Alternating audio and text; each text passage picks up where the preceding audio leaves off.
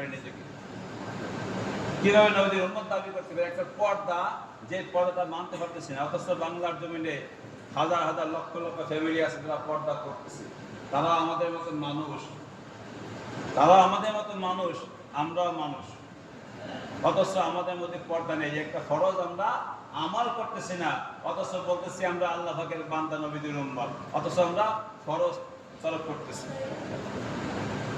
আমরা হালাল ভাবে সম্পদ উপার্জন করতেছি না, দেখা যায় সম্পদের মধ্যে হারাম ঢুকে যাইতেছে, এদিকে আমাদের কোনো খেয়াল নাই।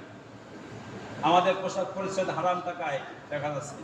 অনেক মুসল্লি আছেন যারা 5 ওয়াক্ত নামাজ ঠিকমতো পড়েন, তাহাজ্জুদ নামাজ পড়েন, নফল নামাজ পড়েন, এগুলো আল্লাহ পাক করার তৌফিক দান করেছেন। কি জন্য বলতে পারেন? তারা একমাত্র আল্লাহকে রাজি খুশি করার নিয়তে আমল করে, তাদের নিয়তটা খালেস হওয়ার কারণে তারা নফল নামাজ পড়তে পারেন। আর যারা 5 ওয়াক্ত নামাজ পড়তে আসতে পারেন না, যারা মসজিদ থেকে দূরে থাকেন, আল্লাহ পাক তাদের দিলের ভিতরে কি করছেন বলেন? মোহর মারা দিয়েছেন। যত ওয়াজ করা হোক, নসিহত করা হোক, বলা হোক, 5 ওয়াক্ত নামাজ তারা পড়তে পারবে না।